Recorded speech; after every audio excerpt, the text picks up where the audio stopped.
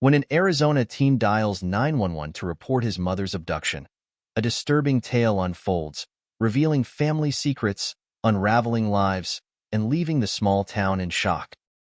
In October 2023, the quiet town of Santan Valley, Arizona, was rocked by a chilling crime.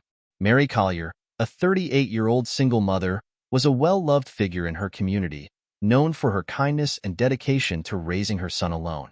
Friends described her as warm-hearted and resilient, someone who worked hard to support her teenage son.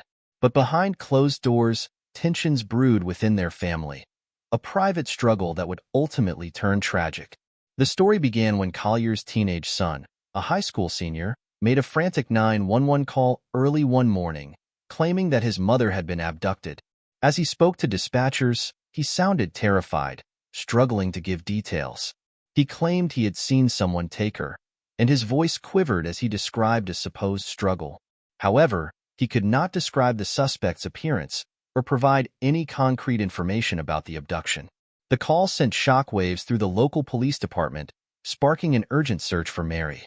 Shortly after the 911 call, a jogger running along a remote field discovered the body of a woman partially concealed in the brush.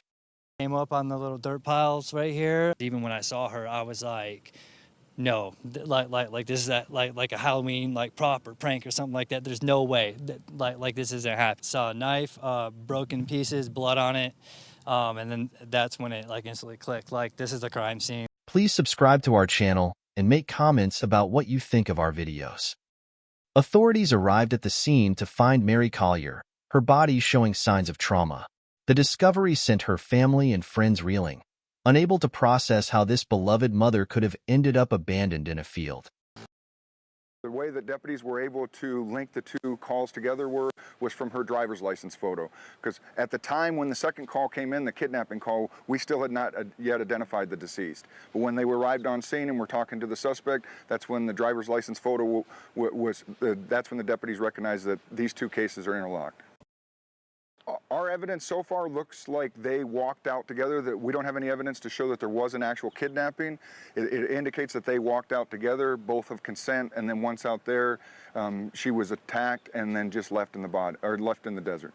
Cause of death appears to be from edged weapons and blunt force trauma. As detectives worked the case, they became suspicious of Mary's son, noting inconsistencies in his statements.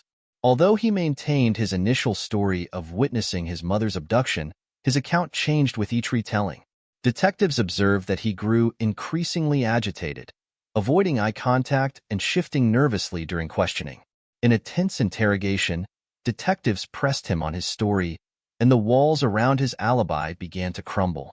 Under immense pressure, he finally broke, admitting to something unthinkable. He had attacked his mother in a fit of rage, the culmination of long-simmering resentments and arguments that had plagued their relationship. In a tragic twist, the teen confessed that the argument escalated beyond his control, and he had resorted to violence in the heat of the moment.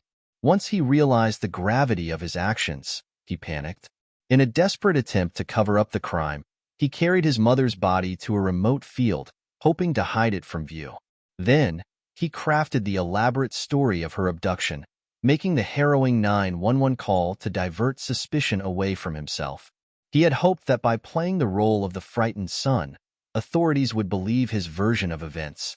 Mary's family was left to process the devastating truth that her life had ended at the hands of her own child. As news of the confession spread, the tight-knit community of Santan Valley was filled with sorrow and disbelief. Friends and neighbors who had known Mary for years struggled to reconcile the image of the bright, loving woman they remembered with the brutal way her life had ended. The investigation concluded with the boy being charged with first-degree murder. As he awaits trial, his story has become a cautionary tale of hidden family tensions that, left unchecked, can spiral into unimaginable violence. The tragic case of Mary Collier and her son leaves lingering questions about what drives a child to commit such a brutal act, as her loved ones and community continue to mourn her untimely death. Please subscribe to our channel and make comments about what you think of our videos.